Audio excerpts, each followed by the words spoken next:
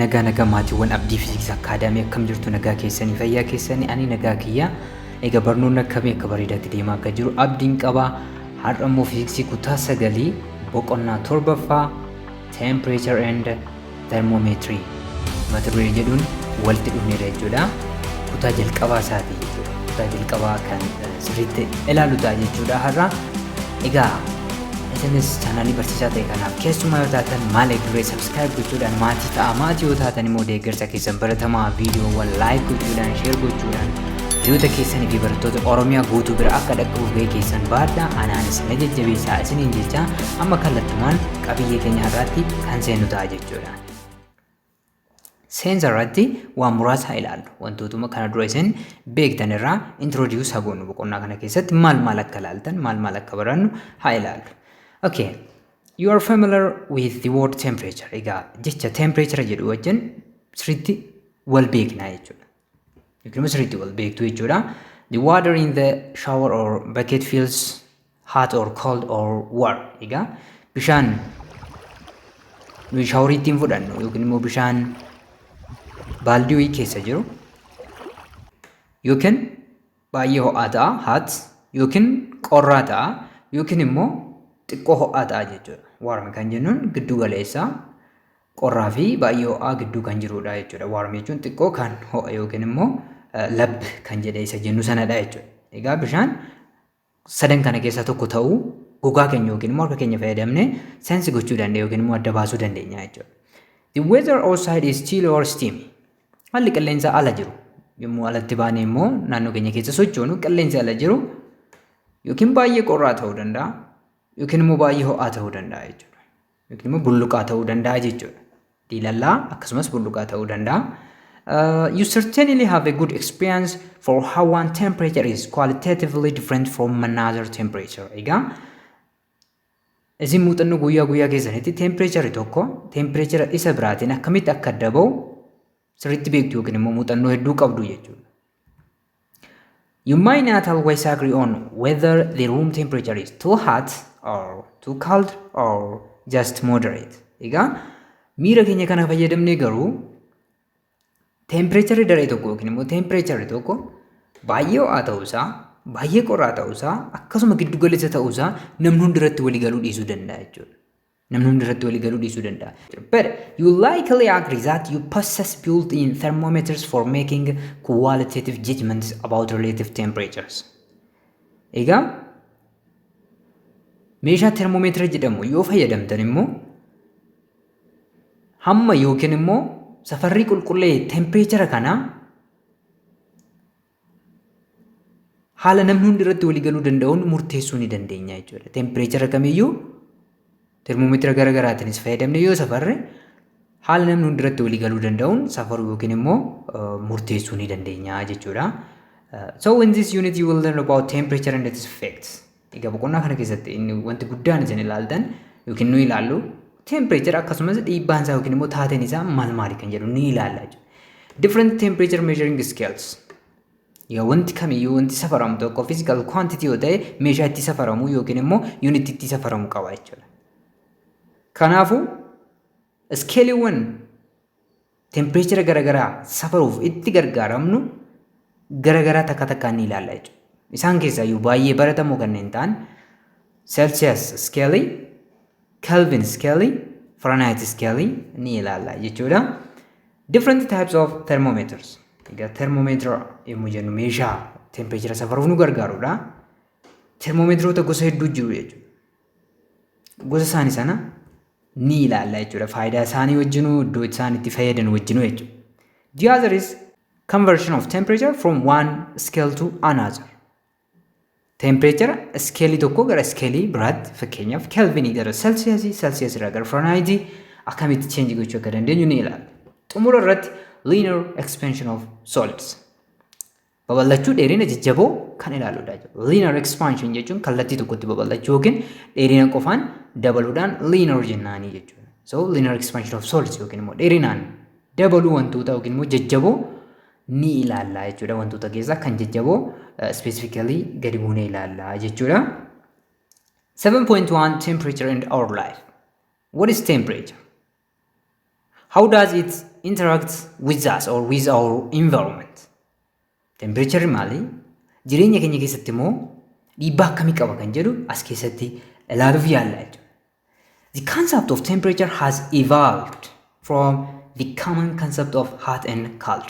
Egaa yaadni temperatureaa kuni maalirraa dhufe yookiin immoo maalirraa guddate jechuudha. Yaadawwan koomanii ta'an namni hundi kan beeku hot yookiin cold, ho'iinsaa fi qorriinsa miira jedhurraa kan evolve ta'e yookiin immoo kan dhufedha jechuudha. Human perception of what feels hot or cold is a relative one. Egaa miirri namaa yookiin immoo akkaataan nuyi wanti tokko ho'uu yookiin qorruu itti hubannu yookiin seensi itti goonu haala irratti kan hundaa'edha jechuudha. Maal jechuudha haala irratti kan hundaa'edha yommuu jennu? Let's dive right in.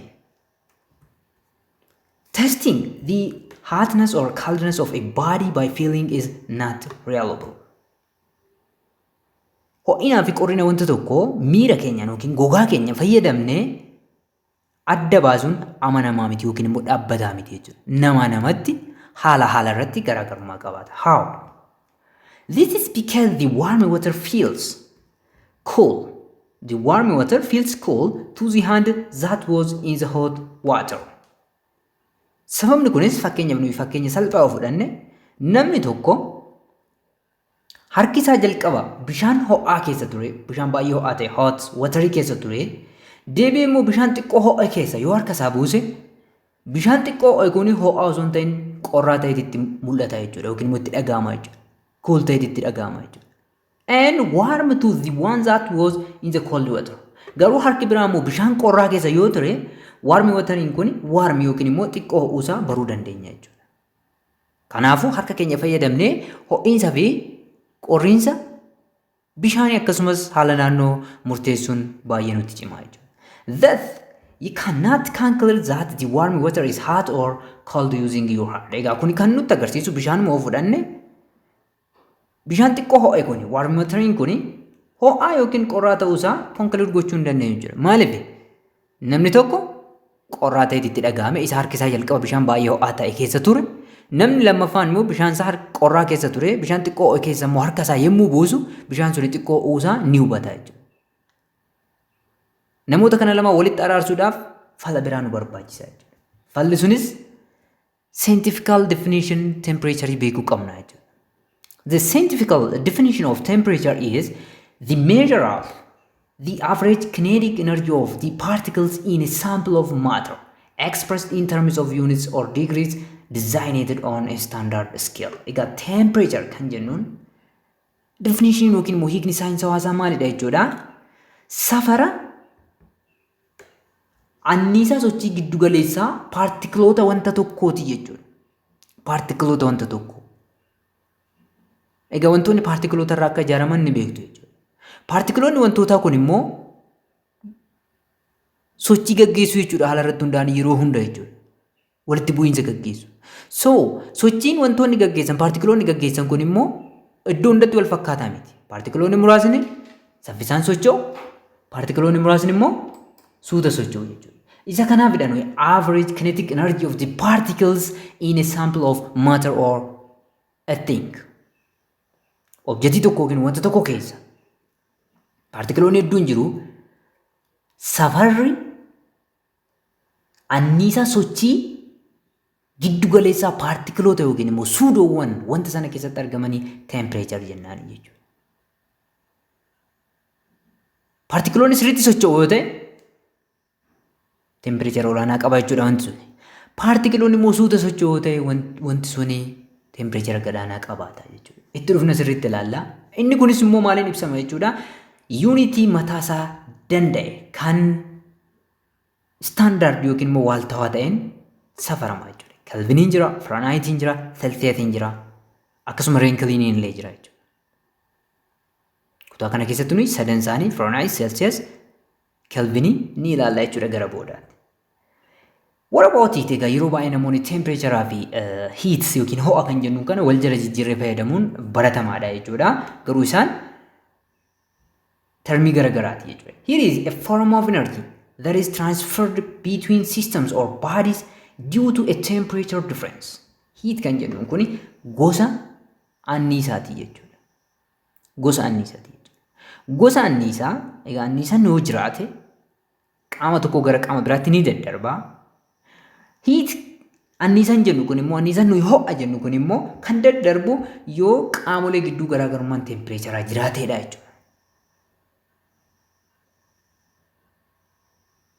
Okay, ho'i yeroo baay'ee qaama tempireechara olaanaa qaburraa gara tempireechara gadaanaa qabutti yaa'a jechuudha.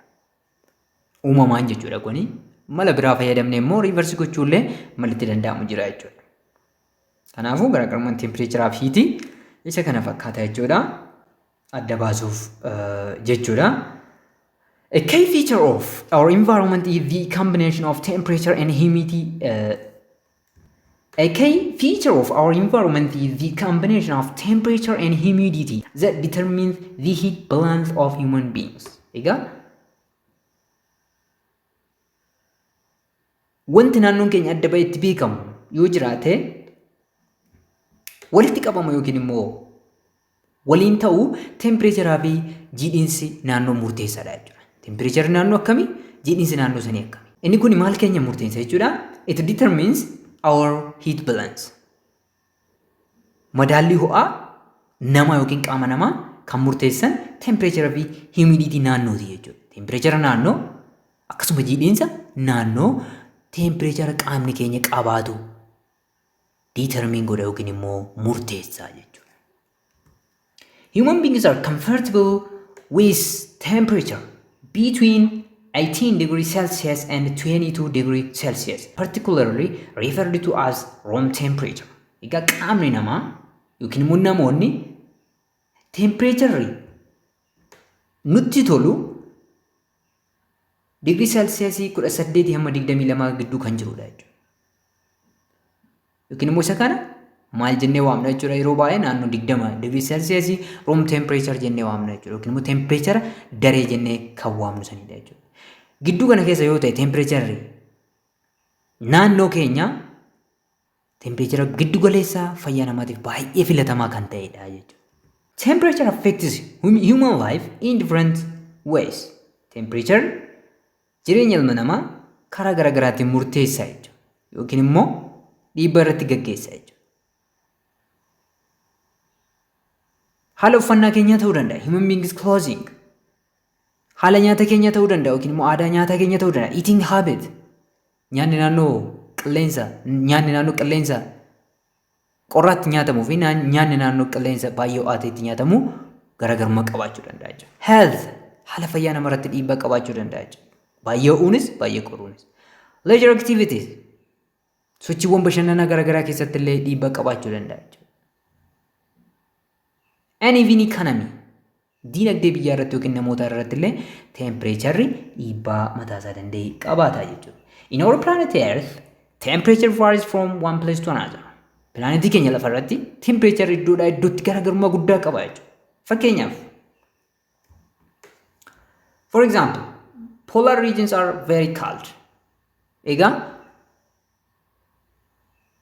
naannoon dirra lafaa naannoo bantiiwwanitti bantii kibbaa fi fiixee bantii kibbaa fi bantii kaabarratti argaman baay'ee qorraa kan ta'anidha jechuudha.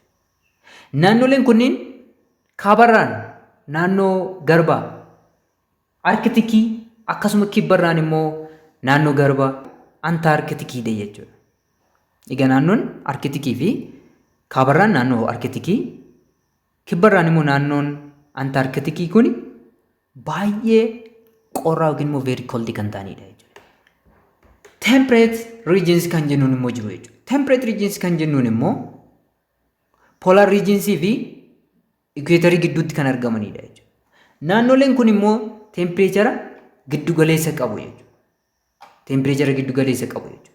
Egaa isaan kunis gara kaabatiin naannoo Arctic Circle jedhamutti kan argaman, gara kibbaatiin immoo naannoo Antarctic Circle kan jedhamutti kan argamanidha jechuudha. Tempireechara isaanii maaliin jedhee giddu galeessa jedhee inni kun baay'ee filatamaadha jechuudha. And tropical regions are hot.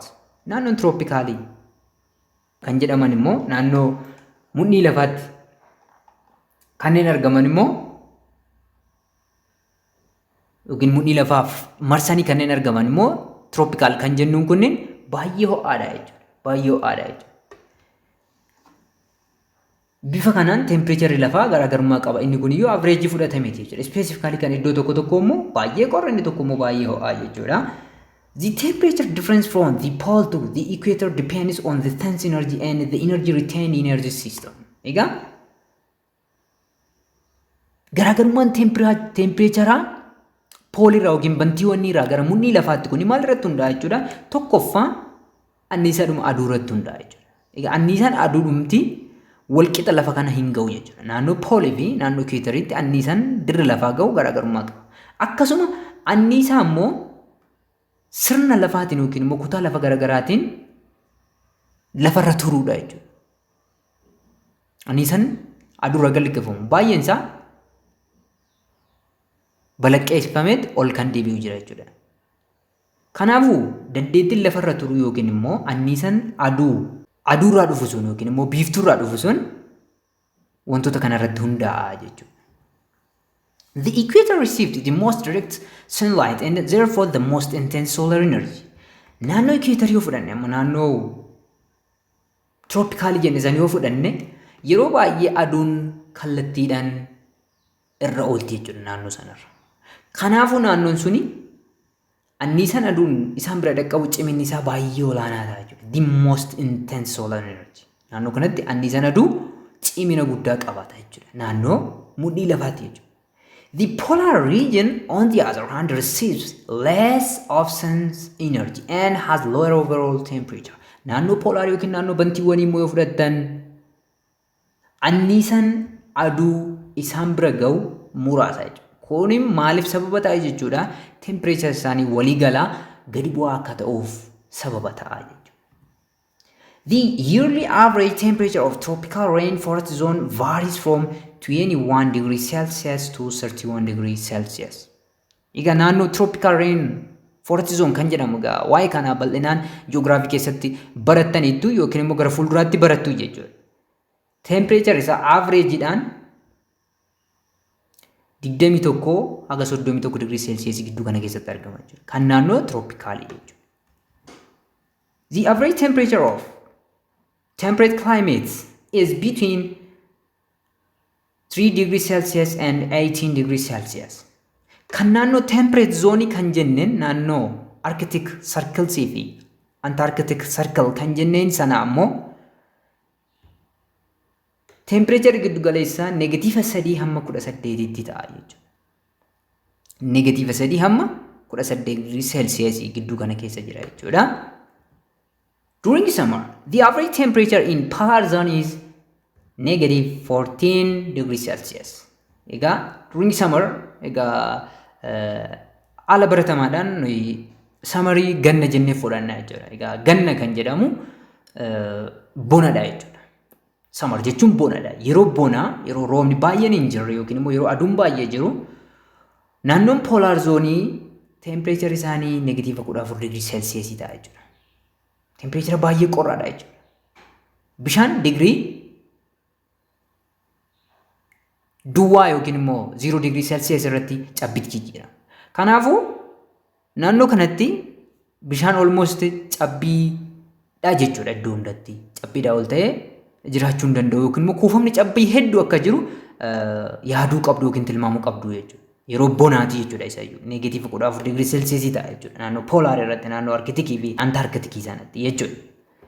However, in winter the average temperature is about 50 degrees Celsius.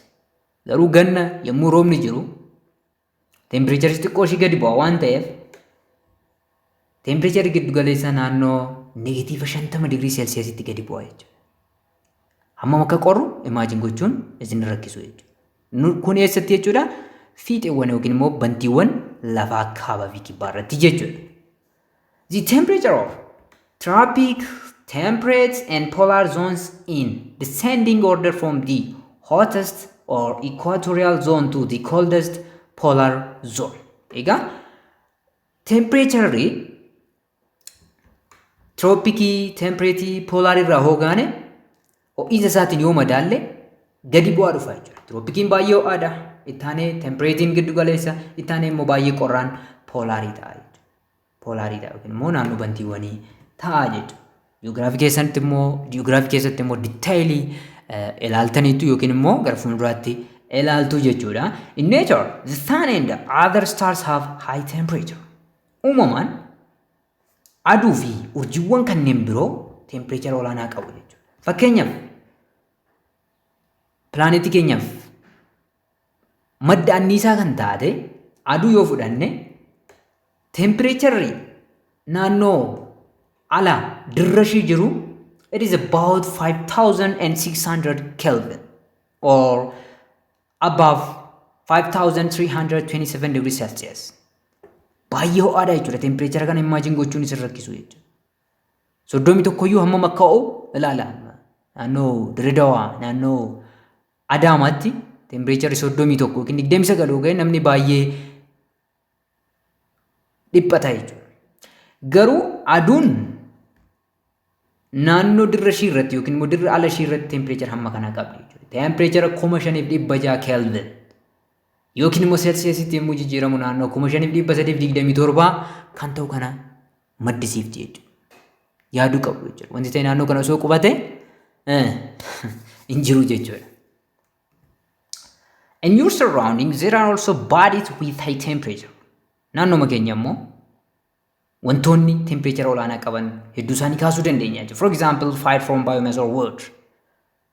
Egaa mana keenya ho'isuuf ta'uu danda'a. Iddoo garagaraatti kan faayirii garagaraa muka bobeessuun baratamaadha jechuudha. Muka yommuu bobeessinu temperature isaa baay'ee olaanaadha jechuudha. Electric heaters. Hiitariiwwan garagaraa mana ho'isuudhaaf kutaalee garagaraa ho'isuudhaaf ho'istuuwwan elektirikii fayyadamuu dandeenya jechuudha.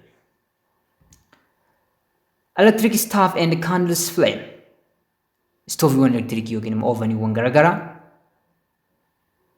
akkasuma labooba shaamaawwanii garagaraa fudhanne isaan kun wantoota naannoo keenyatti argaman kan temperature olaanaa qabanidha jechuudha yookiin immoo wantoota gubuu danda'anidha jechuudha.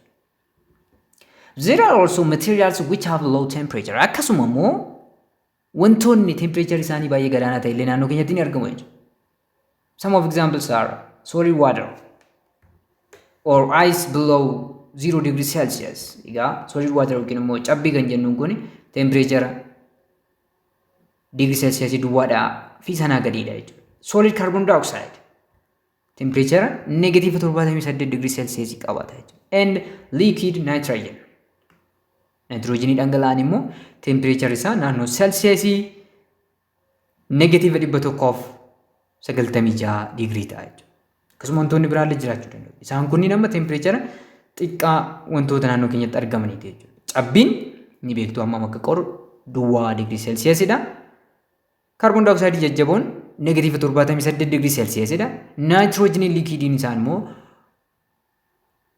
negative 196 degree Celsiusidha jechuudha. Okay, 7.2 extreme temperature safety. Of eeggannoo temperature akka malee.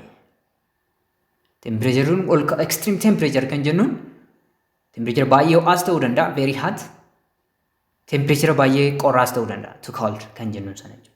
The human body has a normal temperature between 97 degree Fahrenheit or 36.56 degrees Celsius and 99 degree Fahrenheit or 37.2 degrees Celsius.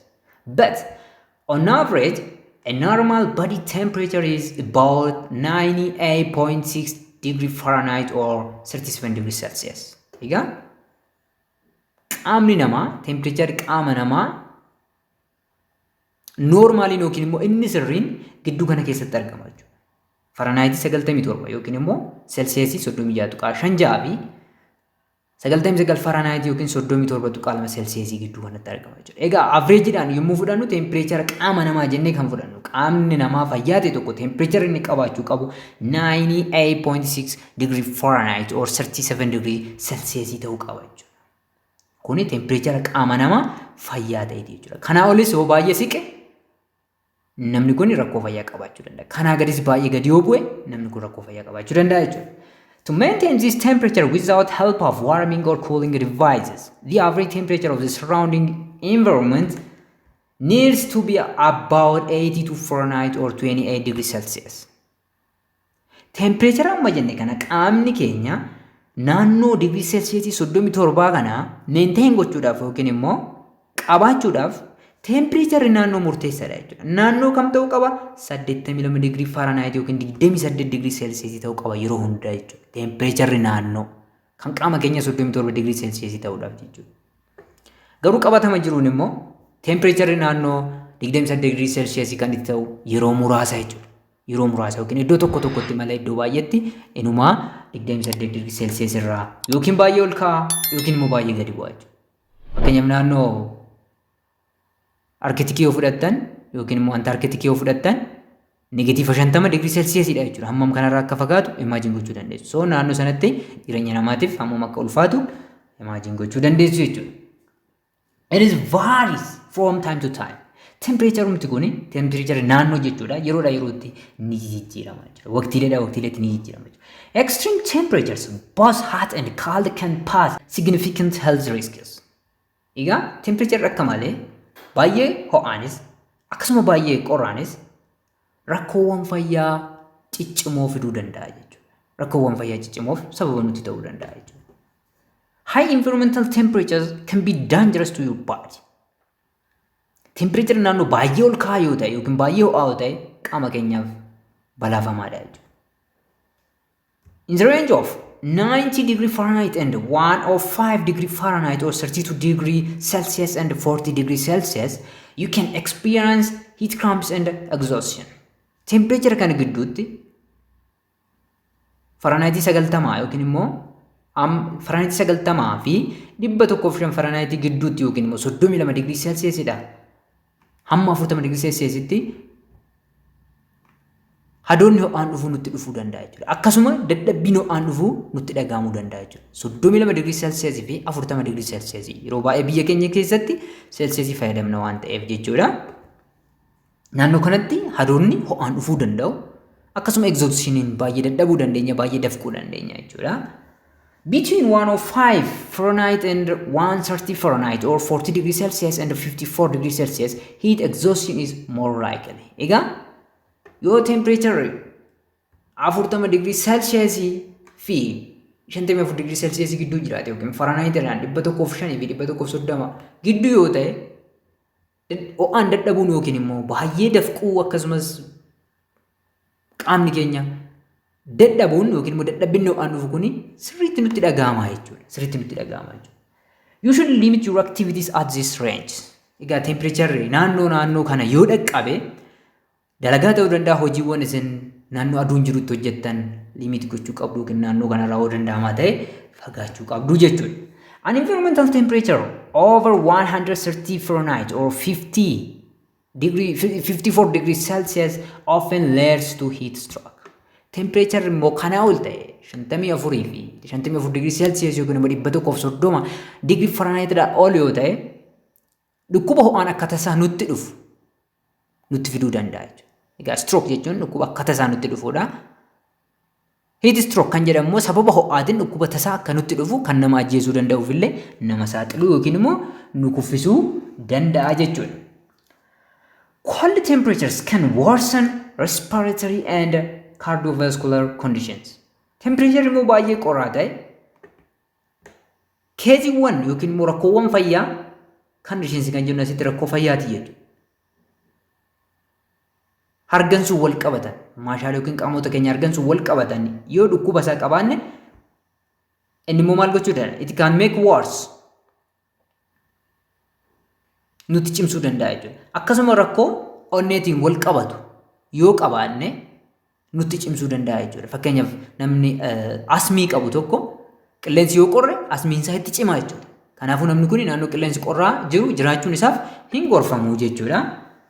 The other is safety precautions. Egaa ho'i miidhansaa maal maali? Qorri miidhansaa maal maali kan jedhu muraasa isaa ilaaluuf yaalleerra. Amma immoo akkamitti of eeggannoo gochuu dandeenya kan jedhu muraasa isaa ilaaluuf yaallaa jechuudha. Of eeggannoo fayyaa keenyaaf temperature wal qabsiifne gochuu qabnu ilaallaa jechuudha. The first one is stay well hydrated to best avoid heat related illness. Ho'a guddaadhaan rakkinoota fayyaa nurra ga'an ittisuudhaaf malli inni jalqabaa maalidha jechuudha? Bishaan sirriitti dhuguudha jechuudha. Qaama keenya bishaan akka hin dhabne yookiin immoo gogiinsa akka nu hin muudanne of eeggannoo gochuudha jechuudha. akkamitti hojjenna kana by drinking enough water bishaan gahaa ta'e dhuguudha. Yommuu dheebonne qofa yookiin immoo qaamni keenya dheebuun nutti dhagahamu qofaan bishaan dhuguu hin qabnu jechuudha. Egaa biyya keenya keessatti baratamaadha jechuudha. Kun bishaan nuyi kan dhugnu yoo dheebuun nutti dhagahamedha qofa jechuudha. Kuni gahaa akka hin taane kaasa jechuudha saayinsiin. Egaa namni fayyaan tokko naannoo leetira 1.5 hamma 2 dhuguu akka qabudha. Yookiin immoo naannoo burcuqqoo 8 akka dhuguu qabudha jechuudha guyyaatti kan kaa'amu. Meeqa keenyatu immoo kana gochaa jira kan jedhu egaa isiniif inni isaa. So bishaan sirriitti dhuguu qabna jechuudha. Qaamni keenya bishaan dhabuu hin qabu jechuudha. Yookiin immoo bishaan dhuguudhaaf alarmiin keenya dheebuun nutti dhagahamuu ta'uu hin qabu jechuudha. Osoo qaamni keenya hin dheebutiin bishaan dhuguu qabna jechuudha. Kuni mala jalqabaati jechuudha. Dhiibbaa ho'aan dhufurraa of eeguudhaaf. The second one is our clothing method. Haala uffannaa keenyaa jechuudha. Wear clothing that is appropriate to your environment. Uffanni nuyi uffannu kan naannoo keenya faana deemu ta'uu qaba jechuudha. Clothes that are too thick or too warm can quickly cause you to become overheated. Egaa naannoo qilleensa ho'aa ta'etti yookiin temperature olaanaa ta'etti uffata baay'ee furdaa ta'e yookiin immoo ho'aa harkisuu yoo uffattan qaamni keessan dafeet maal taatu jechuudha. Baay'ee ho'itu jechuudha. If you or baay'ee bulluqxu jechuudha. If you feel yourself getting too hot, loosen your clothing or remove excess clothing until you feel cool enough. Egaa yoo ho'is qaama keessatti dhagahame maal gochuu qabdu jechuudha. Uffata keessan banuu qabdu jechuudha. Qulfii qaboo ta'e qulfii isaa banuu, ziippii soo ta'e ziippii banuu. Even ammas isinitti oo ta'e uffata sana hir'isuu qabdu jechuudha. Hamma isin tempereecherri sirrii yookiin immoo haalli mijaawaan isinitti dhagahamutti jechuudha. Kun mala lammaffaati jechuudha. The third one is wear sunscreen and hat when possible to avoid sunburn, which makes it harder for your body to get rid of excess heat. Malli inni lammaffaa immoo sunscreen godhachuu jechuudha. Yookiin immoo ittisa aduu godhachuu. Egaa ittisni aduu kun kireemiiwwan garaagaraa ta'uu danda'u jechuudha. Kan qaama dibaman ta'uu danda'u. Ho'a kan deebisu. Egaa sunscreen kun maloota lamaaf godhama. Tokkoffaa naannoo qorraatti yoo ta'e qaamni keenya ho'a akka harkisuuf keessattuu UV akka harkisuu yoo barbaanne kireemiin dibamu jira jechuudha. Aduu akka duraa deebisuuf immoo kireemiin dibamu jira jechuudha. Hat akkasuma keeppiiwwan yookiin immoo gonfoowwan mataarra osoo kaawwannee ni gorfama jechuudha. Baay'ee qilleensi nu ahoo ta'e maaliif sanbarni yookiin immoo ho'aan gubamu kanarraa of eeguudhaaf jechuudha. The other is allow your body to adjust to extreme temperatures gradually, especially when traveling to a different climate zone. Egaa osoo danda'ameeti qaama keessan haala qilleensaa garagara osoo shaakalsiistanii gaariidha jechuudha. Iddootti socho'uudhaan naannoo qilleensa baddaa yookiin qilleensa baay'ee qorraa akkasuma qilleensa baay'ee ho'aa ta'e osoo of barsiiftanii gaariidha jechuudha. Sababni isaas akka carraa ta'e haalli qilleensa baramaa naannoo keessan ture yoo jijjiirame haaraa isinitti ta'e daftanii akka hin miidhamneef jechuudha. The other is keep up with local weather forecast and heat advisories or cold warnings. Egaa inni biraan nuyi baay'ee biyya keenya keessatti kan itti fayyadamne haala raaga qilleensaa naannoo keenya jiru itti fayyadamuu qabna jechuudha. Egaa teekinooloojiin amma irra geenye raagni qilleensaa almost sirriidha jechuudha. Almost sirriidha jechuudha. Kana boodas baay'ee fooyya'aa deema jechuudha. Kanaafuu dhaloonni kana booda jiru dhaloota bara saayinsii fi teekinooloojii keessatti argamta waan taataniif isa kana itti fayyadamuu qabdu jechuudha. Haala raaga qilleensaa naannoo itti fayyadamuu qabdu. Fakkeenyaaf magaalaa keessan irra Adaamaa yoo taatan Adaamaa boru roobni ni jiraata hoo jedhamtan rooba sana dandamachuudhaaf wantoota isin barbaachisan fudhattanii manaa bahuu qabdu jechuudha. Dibaabee qabachuun isin barbaachisa dibaabee qabachuu. Uffata riizarvii boorsaa keessanitti ta'uu danda'a. Qabachuu isin barbaachise qabachuudha jechuudha. So kun immoo kamitti gochuu dandeenya raaga qilleensaa yoo hordofne akkasumas yoo itti fayyadamne waarningiiwwan garaagaraa akeekkachiisni garaagaraa dhaabbilee saayinsii garaagaraatiin kennamuu danda'a. Gama mootummaatiin kennamuu danda'a jechuudha. Isaan kana hordofuu qabna jechuudha. Gorsa garaagaraa saayintistoonni kennan fudhachuu qabna jechuudha. The sixth one is rest in shaded or cool areas periodically to recover from the heat. Egaa yoo temperature ho'aa keessa yeroo dheeraadhaaf hojjettan yookiin deemtan boqonnaa fudhachuun illee baay'ee murteessaadha jechuudha. Iddoo daawwan jiru gaaddisa iddoo ta'etti boqonnaa ofii kennuun fayyaa keessan eeggachuuf baay'ee murteessaadha jechuudha. Egaa wanti hundi fayyaa yoo qabaatanii, hojjechuun yoo fayyaa qabaatanii, barachuun yoo fayyaa qabaatanii, kanaafuu fayyaa keessaniif of eeggannoo gochuu qabdu jechuudha. Itti dabalee try to avoid places that can get extremely hot. Egaa yoo danda'ama ta'e naannoowwan baay'ee ho'an irraa osoo fagaattanii gaariidha jechuudha. Ni danda'ama yoo ta'edha kuni irraa osoo fagaattanii yookiin immoo naannoo sana jiraachuu osoo filachuu baattanii saayinsiin akkas gorsa jechuudha. The last one is be aware of the symptoms of heat-related illnesses and hypothermia.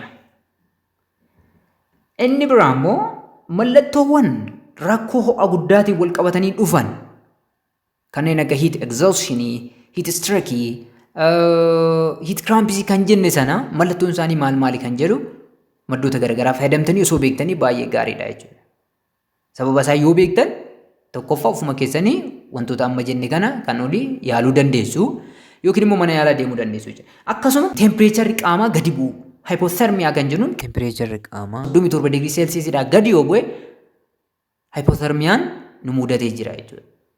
Kanaaf tempereecharri qaama keessanii yoo gadi bu'e daftanii mana yaalaa deemuu yookiin immoo mala biraa barbaaddachuu qabdu jechuudha. Tempereecharri keessan kun deebi'uu qaba jechuudha. Maaliif you are at risk stage kanarratti riskii keessa jirtu waan ta'eef jechuudha. Egaa wantoota kana yoo fayyadamtan dhiibbaa extreme temperature yookiin temperature baay'ee ol ka'aa yookiin baay'ee gadi bu'aa ta'een dhufu kanarraa dandamachuu yookiin of eeguu ni dandeessu jechuudha. I hope itti fayyadamtu.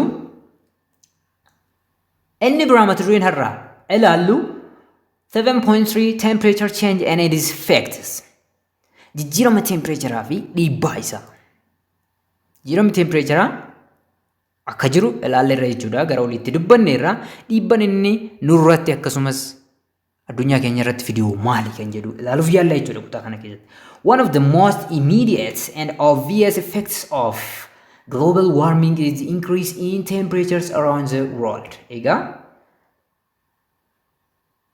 dhimmi yeroo akkasumas yookiin dhimmi yeroo battalaa akkasuma baratamaas ta'e waa'ee ho'iinsa addunyaatiin wal qabatu inni guddaan maalidha jechuudha. Tempereecharri addunyaa yeroodhaa gara yerootti dabaluu isaati jechuudha. Tempereecharri addunyaa yookiin tempereecharri lafaa yeroodhaa gara yerootti dabalaa dhufuu isaati jechuudha. The average global temperature has increased by about 1.4 degrees Fahrenheit or 0.8 degrees Celsius over the past 100 years, according to the National Oceanic and Atmospheric Administration or NOAA. Egaa akka dhaabbata kanaatti dhaabbanni kun dhaabbata biyya Ameerikaati jechuudha. Tempereecharri addunyaa waggoota dhibban darban keessatti naannoo digirii Fahrenheit 1.4tiin dabalee jira jechuudha. Yookiin immoo Celsiusiidhaan naannoo duwwaa 8. Egaa lakkoofsi kun xiqqaa isinitti fakkaachuu danda'a. Dhiibban isaa garuu guddaadha jechuudha. Dhiibban isaa guddaadha. Egaa garaagarummaan tempereecharaa jira jechuun ho'e jira. Ho'i enerjiidha. Enerjiin immoo maal gochuu akka danda'u ni beektu jechuudha. Enerjiin hanga wajjin wal qabata. Fakkeenyaaf hanga garba tokko yoo fudhattan, hanga garba Paasifikii yoo fudhattan baay'ee guddaadha jechuudha. Hangi guddaan kun immoo enerjii guddaa transfer gochuu danda'a. Fakkeenyaaf sunaamii kan jennuun fayyuu uumuu danda'u jechuudha. So dhiibbaa guddaa qaba jechuudha. Lakkoofsi sun xiqqaa ta'e akkasinitti mul'anneefan isa kaase. Egaa akkaataa dhaabbata kanaatti waggoota dhibban darbaniif tempereecharri kun hamma kanaan dabalaa jiraachuusaa kan agarsiisudha jechuudha. Since record keeping began in 1895, the hottest year on record worldwide was 2016 according to NOAA and NASA data. Egaa akka dhaabbilee kana lamaanitti erga bara 1895tti addunyaa keenya irratti ho'i guddaan kan galmaa'e bara 2016 waggaa 8 har'aati jechuudha. 2016 dha jechuudha. Isa kanas kan mirkaneesse dhaabbata Ameerikaa lama jechuudha. NOAA akkasuma NASA jechuudha. NASA jechuudha. Egaa dhaabbata qorannoo hawaa Ameerikaati jechuudha. NASAanis dhaabbileen kun lamaan akka mirkaneessanitti barri 2016 erga dhiyeenya kanaatti bara baay'ee ho'aa ture jechuudha. Egaa asirraa akkuma ilaaltan tempereecharri addunyaa bifa kanaan dabalaa dhufe jechuudha.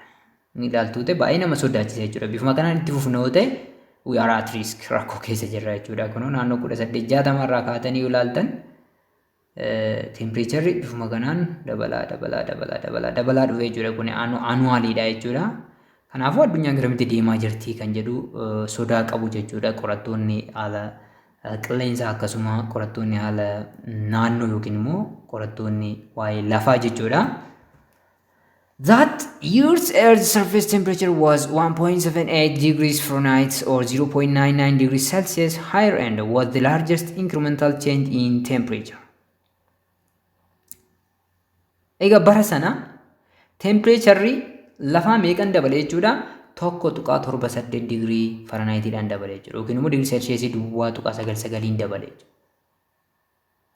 Inni kunis jijjiirama yookiin immoo daballii tempereecharaa baay'ee guddaa ture jechuudha bara sanatti jechuudha. Naannoo bara 2016 kanatti jechuudha. Akkasuma naannoo 1895s naannoo kana ta'a jechuudha. Naannoo bara sanas baay'ee ol ba'ee turuusaa kan namatti agarsiisudha jechuudha. Daballiin isaa jechuudha. The natural warming of the earth that results when the greenhouse gases in the atmosphere such as carbon dioxide, methane, nitrous oxide, water vapor, and fluorinated gases trap heat from the sun is called greenhouse effect. Egaa ho'iinsa addunyaa sababa gaasota mana magariisaa yookiin immoo greenhouse gases kan jennuun gaasota kanneen akka carbon dioxide, methane kan jennuun waa isaanii chemistry keessatti bal'inaan ni ilaaltu yookiin immoo ilaaltaniitu, nitrous oxide, water vapor urka bishaanii kan jennuun, and other fluorinated gases gaasiiwwan fluorinawaa yookiin immoo fluorinii qaban hedduun isaanii kun maal godhu jechuudha? Ho'a ofitti harkisu jechuudha. Ho'a kana trap godhu yookiin immoo ofitti harkisuudhaan addunyaan akka ho'ituuf sababa ta'u jechuudha. Taateen yookiin immoo dalagaan gaasonni kun taasisan immoo greenhouse effect yookiin immoo taatee gaasii mana magariisaa jechuu ni dandeenya jechuudha. Yookiin immoo taatee mana magariisaa jechuu ni dandeenya jechuudha. Greenhouse effect. Egaa greenhouse gases kan jennuun gaasota kanneen jechuudha. Carbon dioxide, methane, nitrous oxide, water vapor, fluorinated gas. Ho'a ofitti harkisuu dandeettii waan qabaniif jechuudha. Taateen kun immoo taateen isaan ho'a ofitti harkisuudhaan addunyaa kana akka ho'itu taasisan yookiin immoo lafti keenya tempereecharii akka dabalu taasisuun kun greenhouse effect yookiin immoo taatee mana magariisaa jennaani jechuudha. That's it. Naturally, the greenhouse effect is important to warm the planet to its comfortable average temperature about 15 degrees Celsius and to keep life on the earth. Egaa uumamaan greenhouse effectiin kun baay'ee barbaachisaadha yookiin immoo gaasonni kun nu barbaachisu jechuudha. Sababni isaas tempereechara lafaa naannoo 15 digirii Celsiusitti kaa'uudhaaf baay'ee barbaachisu jechuudha. Namni akkamaan lafarra jiraachuuf jechuudha. Qilleensi baay'ee yoo qorres namni yookiin immoo lubbuun lafarra jiraachuu hin danda'u jechuudha. Garuu taateen kun yookiin immoo gaasonni kun baay'ee yoo ol ka'an sababoota garaagaraatiin, sababoota warshaalee akkasumas immoo gubiinsa garaagaraatiin gaasonni armaan olitti maqaa isaanii dhoofne carbon dioxide, methane, nitrous oxide, water vapor kan jennu kun yoo dabalan tempereechar oluma deemaa jechuudha. Yookiin immoo oluma dabalaa deemaa jechuudha. However, mankind's activities such as burning of fossil fuels for energy is artificially increasing up the natural greenhouse effect, which results in global warming. Egaa taateen yookiin immoo dalagaan ilma namaa kanneen akka foosiliiwwan bobaawwan foosilii garaagaraa lafa jalatti argaman yookiin immoo cileewwan garaagaraa gubuu kuni greenhouse gaasonni kun dabaluudhaan greenhouse effectiin akka dabaluu fi ho'iinsi addunyaa kun akka dhufuuf sababa ta'aa jira jechuudha. Kunis sochii maaliiti jechuudha? Sochii ilma namaatiin nutti dhufaa jira yookiin immoo addunyaan keenya ho'aa jirti jechuudha. Egaa wanti ho'ee xumurarra hoo ga'e maal akka ta'u beekamaadha jechuudha. Kanaafuu lafti dhumarratti maal taatiif sodaatamaa jirti jechuudha? Isinumaaf anniisa. Okay, the answer is the choice we make now and in the next few decades will determine how much the planet's temperature will rise. Egaa yeroo muraasa keessatti yookiin immoo waggaa kurnoota muraasa keessatti taasifnu pilaaneetiin keenya yookiin immoo ho'iinsi yookiin tempereechari pilaaneetii keenya gara fuulduraatti maal akka fakkaatuuf murteessaadha jechuudha. Yoo nuyi taateewwan greenhouse gaasisii dabalan kan itti fufnu yoo ta'e, fiiliiwwan garaagaraa kan gubnu yoo ta'e, warshaaleen garaagaraa aara isaanii qilleensatti ni gallakkisaa deemu yoo ta'e, konkolaataan fiilii fayyadaman hir'ataan deeman yoo ta'e, tempereechari lafaa dabalaatuma deemaa jechuudha.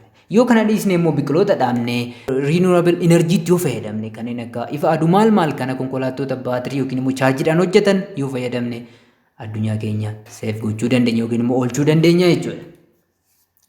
If people keep adding greenhouse gases into the atmosphere at the current rate, the average temperature around the world could increase by about 4 to 12 degrees Fahrenheit. Egaa haalli namoonni amma irra jiran kun bifuma kanaan yoo itti fufee temperature addunyaa naannoo Fahrenheit 4 yookiin immoo hamma 12tti illee dabaluu akka danda'u agarsiisa jechuudha sochiin amma jiru.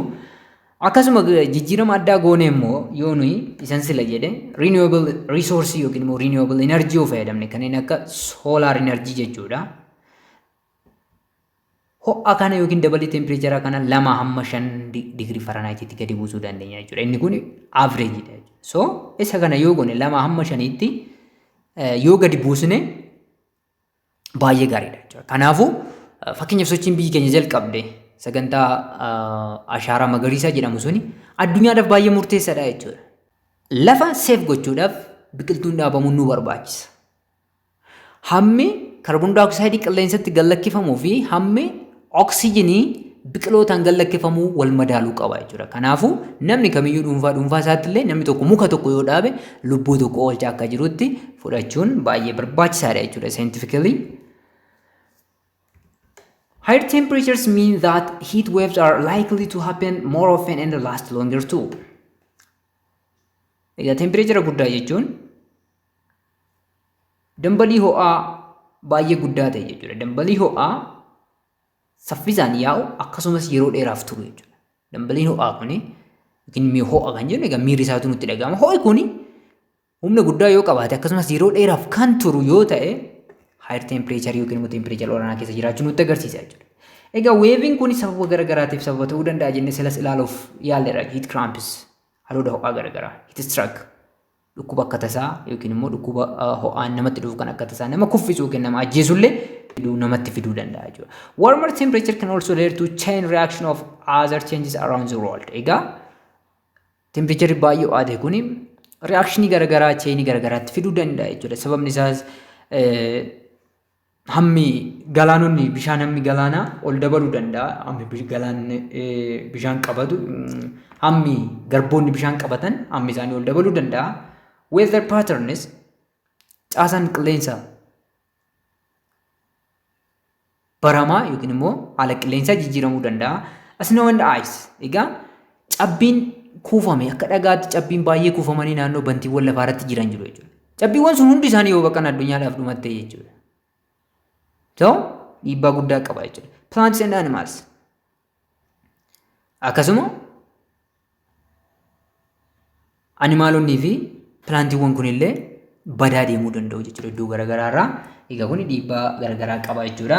The warmer it gets, the more severe the impact is on people and the environment will be. Egaa qilleensi naannoo yookiin qilleensi addunyaa kun akkanumatti ho'iinsa itti fufaa yoo deeme dhiibbaan inni irratti qabu serious ta'aa deema jechuudha. Kanaa ol dabalaa yookiin immoo baay'ee balaafamaa ta'aa deema jechuudha. Namas dabalatee naannoo hundarratti naannoo hojjenne bineeldota, bineensota, biqiloota hunda dabalatee jechuudha. This is all about today. Walumaa galatti har'a kan ilaalle isa kana fakkaata ture jechuudha. Egaa xumuruu keenyaan dura gaafii comprehension keessan yookiin immoo hubannoo keessan dabaluuf gargaaru tokko isiniif qabadee dhiyaadeera jechuudha. Akkuma baratame gaafichis akkas jedha. Baay'ee salphaadha gaafii tokko. How is heat transfer related to temperature? Egaa diffusion heat xiqqeessinee ilaaluuf yaalleerra. Baay'ee soo gadi keessa bu'uu baanne waa'ee temperature ammoo ilaalleerra. Mee ho'a kan jennuu fi temperature hariiroon isaanii maalinni yookiin immoo akkamitti wal qabatu kan jedhu deebistuu jechuudha. Egaa kutaa itti aanu keessatti immoo 7.4 measuring temperature with different thermometric scales. Temperature skeeliiwwan thermometrii garagaraa fayyadamnee safaruu ilaalla. 7.5 types of thermometers and their use. Gosoota thermomeetiraa garagaraa fi itti fayyadama isaanii yookiin faayidaa isaanii kan ilaallu ta'a jechuudha. Egaa hamma ammaatti chaanaalii kana subscribe godhin jirtu taanaan maaliif duree subscribe gochuudhaan maatii yoo taatan immoo deeggarsa keessan baratamaa viidiyoowwan like share gochuudhaan hiriyoota keessaniif barattoota Oromiyaa guutuu bira akka dhaqqabuuf gahee keessan baadhaa anaanis na jajjabeessa.